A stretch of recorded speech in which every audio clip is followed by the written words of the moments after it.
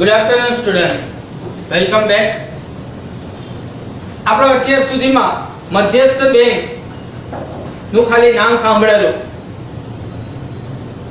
આજે આપણે એ મધ્યસ્થ બેંક વિશે છે તે ચર્ચા કરવાની છે કે શું છે આ મધ્યસ્થ બેંક. મધ્યસ્થ બેંક ને છોકરાઓ reserve bank of India RBI આ નામથી પણ ઓળખવામાં આવે છે. રિઝર્વ બેંક ઓફ ઇન્ડિયામાં આરપી કેન્ટ નામના વ્યક્તિએ એક સરસ મજાની ડેફિનેશન આપેલી છે કે મધ્યસ્થ બેંક એટલે એવી સંસ્થા છે કે જેને દેશના સામાન્ય હિત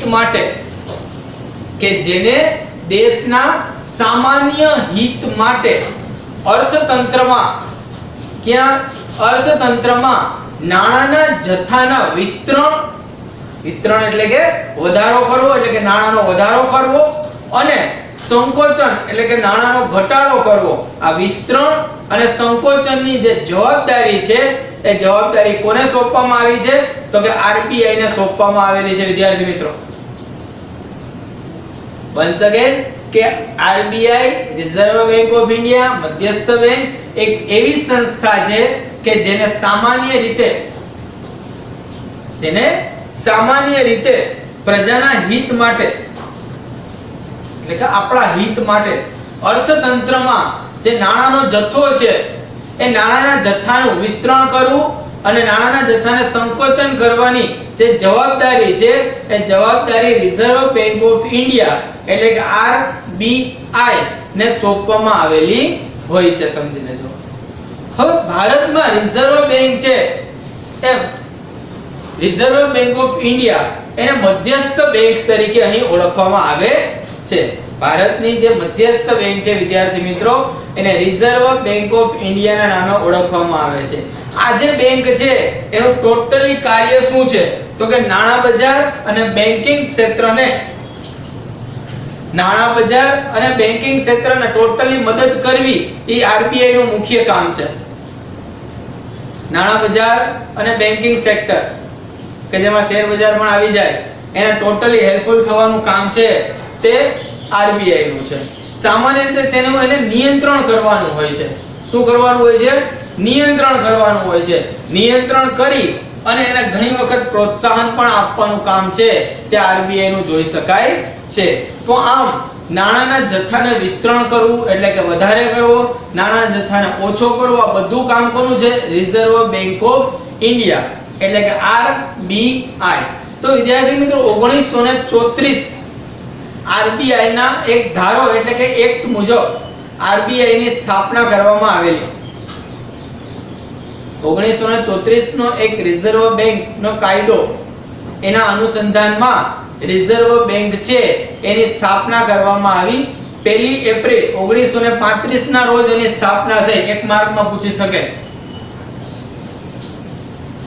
ક્યારે સ્થાપના થઈ?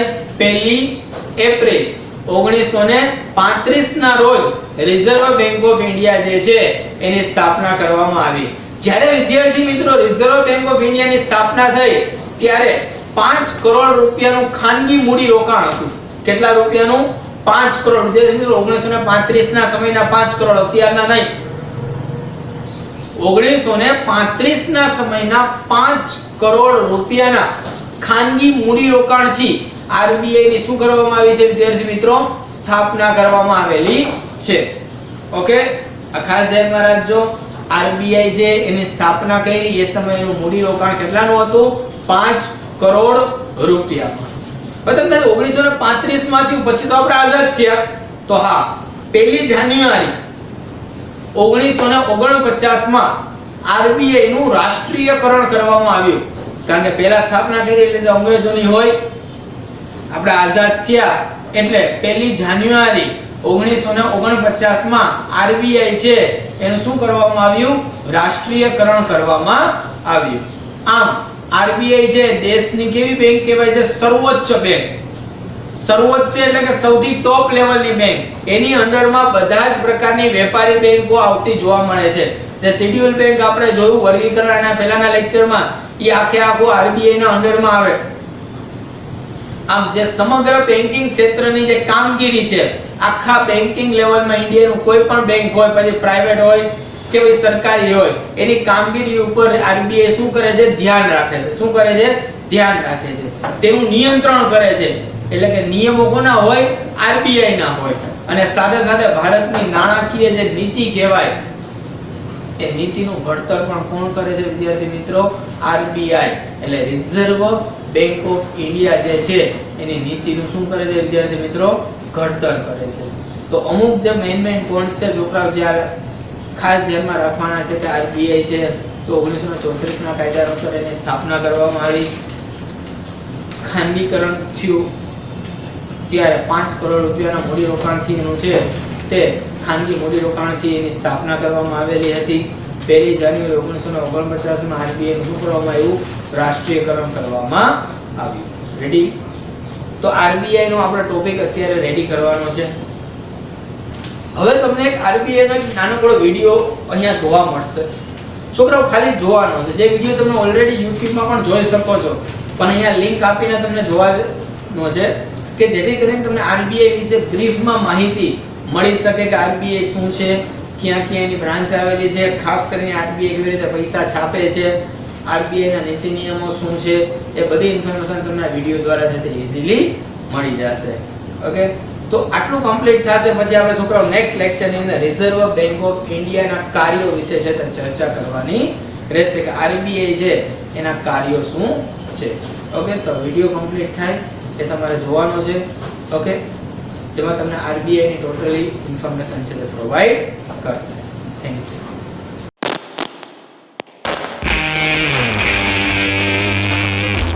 मैं धारक को 500 रुपए अदा करने का वचन देता हूं.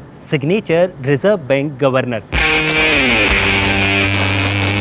भारत के हर नोट पर कुछ ऐसा ही वचन अंकित होता है, लेकिन कभी आपने सोचा कि इसका मतलब क्या है और क्यों भारत के हर नोट पर रिजर्व बैंक के गवर्नर के सिग्नेचर होते हैं? कभी आपने ये सोचा कि आरबीआई जितना चाहे उतना नोट क्यों नहीं छाप लेता?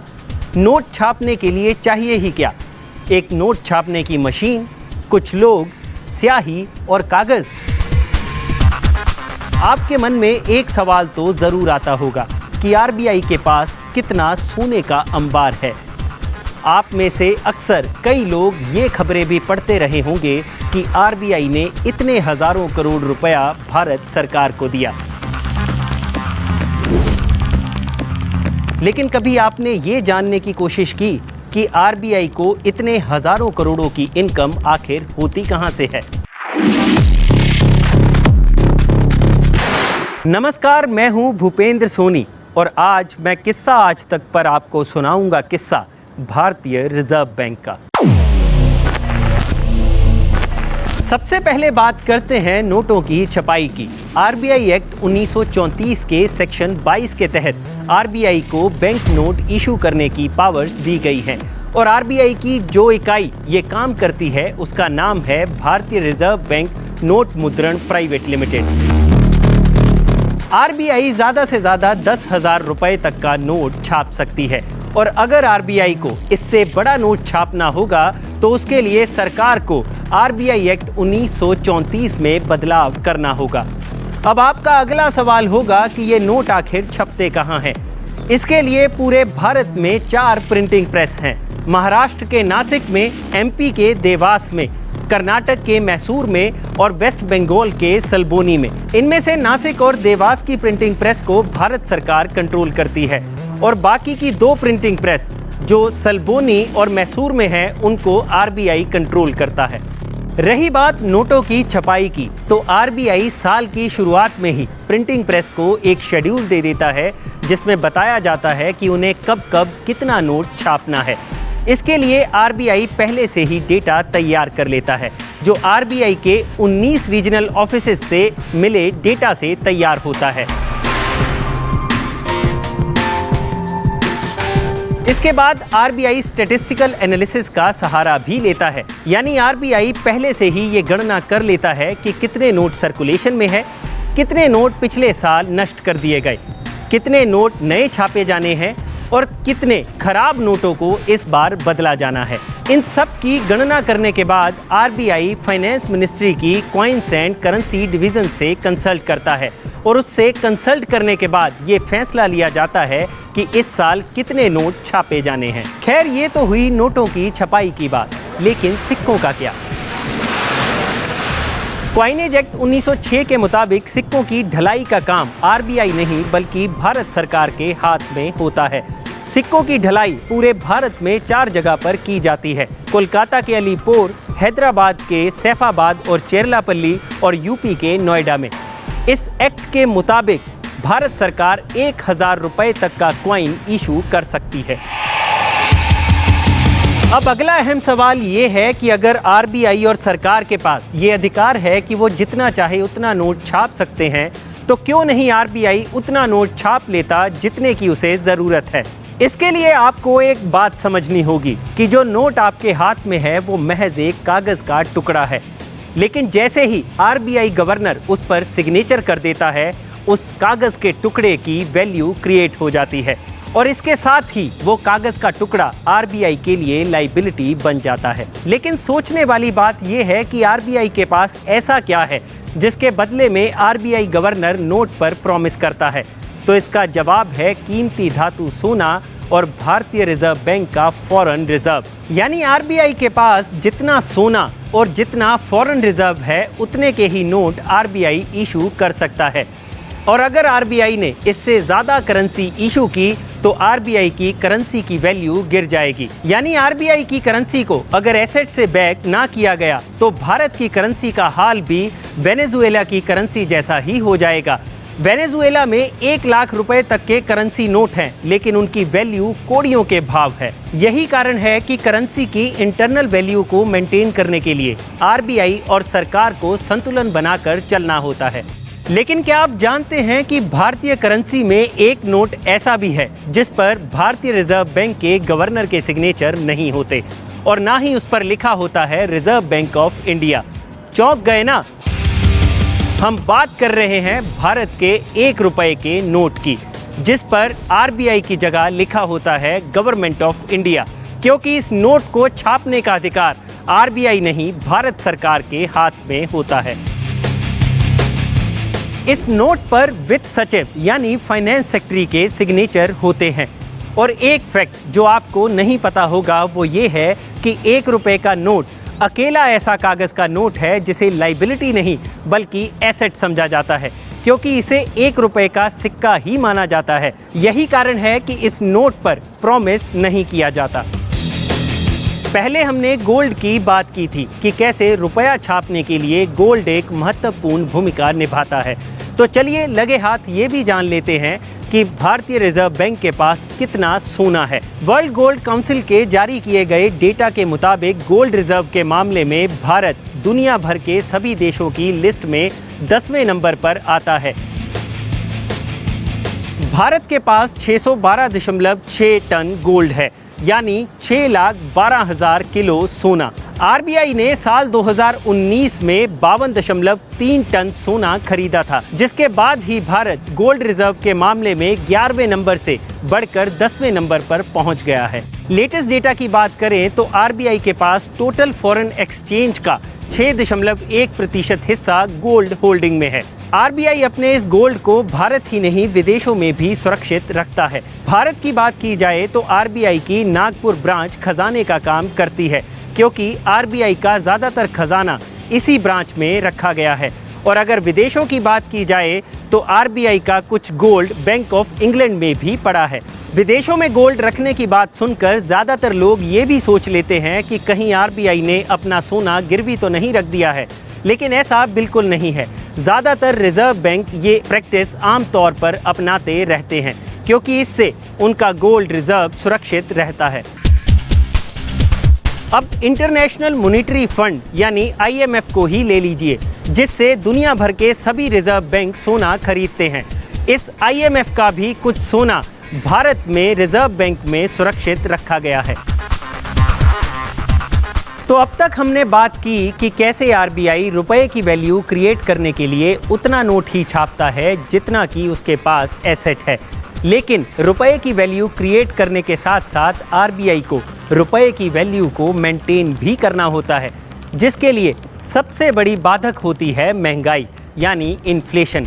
इसलिए इन्फ्लेशन को कंट्रोल करने में भी आरबीआई एक बड़ी भूमिका निभाता है। अब आरबीआई ये सब करता कैसे है?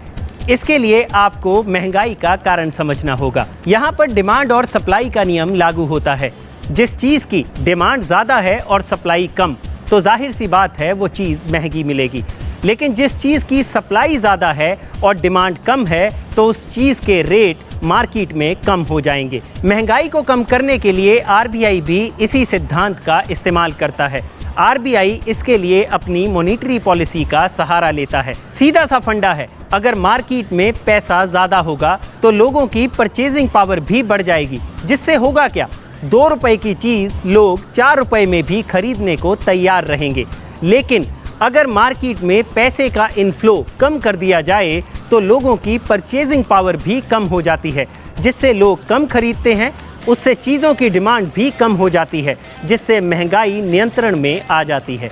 इसके लिए आरबीआई रेपो रेट और कैश रिजर्व रेशो यानी सीआरआर को बढ़ा देता है, जिससे मार्केट में कैश इनफ्लो और बैंक लोन को रेगुलेट किया जाता है। इसे और आसानी से समझते हैं, अगर रेपो रेट बढ़ जाएगा तो बैंक जो आगे लोन देते हैं उसका इंटरेस्ट भी बढ़ जाएगा, यानी लोगों को हायर इंटरेस्ट पर लोन मिलेगा।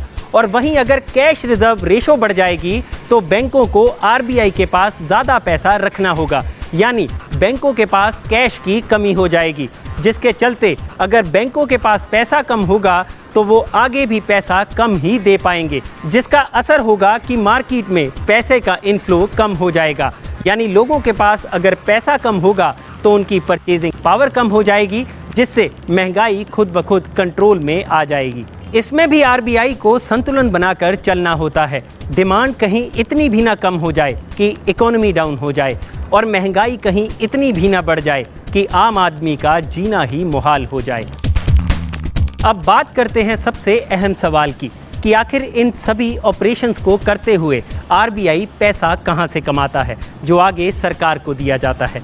आरबीआई की कमाई के कई साधन हैं, इनमें से एक है ओपन मार्केट ऑपरेशंस। अब आप ये सोच रहे होंगे कि ये होता क्या है। असल में आरबीआई बैंकों से बॉन्ड्स खरीदता है और इसके एवज में आरबीआई उन्हें कुछ पैसा देता है, जिससे इकोनॉमी में पैसा घूमता रहता है, और इन बॉन्ड से आरबीआई इंटरेस्ट भी कमाता है, और इन बॉन्ड्स की वैल्यू बढ़ने पर आरबीआई को प्रॉफिट भी होता है। इसके अलावा आरबीआई फॉरेन एक्सचेंज में भी डील करता है, यानी आरबीआई सस्ते में डॉलर खरीदता है और उसे महंगे रेट पर बेचकर प्रॉफिट कमाता है। यही नहीं, आरबीआई बैंकों को भी पैसा उधार देता है, जिसके एवज में आरबीआई उनसे इंटरेस्ट चार्ज करता है। इसे आसानी से समझे तो आरबीआई बैंकों का भी बैंक होता है, यानी किसी भी बैंक को अगर पैसे की ज़रूरत होती है तो वो आरबीआई से मांग लेता है, और उस पैसे के बदले में वो आरबीआई को इंटरेस्ट पे करता है। इसी इंटरेस्ट को रेपो रेट कहा जाता है। तो ये है आरबीआई के इनकम के कुछ मुख्य सोर्स। लेकिन यहाँ पर एक बात और ध्यान देने वाली है कि आरबीआई का काम पैसा कमाना बिल्कुल नहीं है। आरबीआई का काम है रुपए की वैल्यू को मेंटेन रखना, और अपनी मॉनेटरी पॉलिसी को दुरुस्त रखने के लिए आरबीआई जो एक्शन लेता रहता है, उसी दौरान ये प्रॉफिट बनता चला जाता है। आरबीआई इसी प्रॉफिट में से अपने खर्चे निकालता है और कुछ पैसा रिजर्व में डाल देता है, और बाकी बचे हुए पैसे को डिविडेंड के तौर पर भारत सरकार को दे देता है।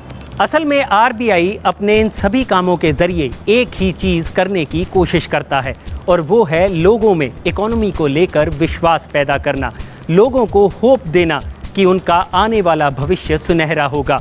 और इस भविष्य को सुनहरा बनाने के लिए एक संस्था तत्परता से काम कर रही है, और उस संस्था का नाम है रिजर्व बैंक ऑफ इंडिया।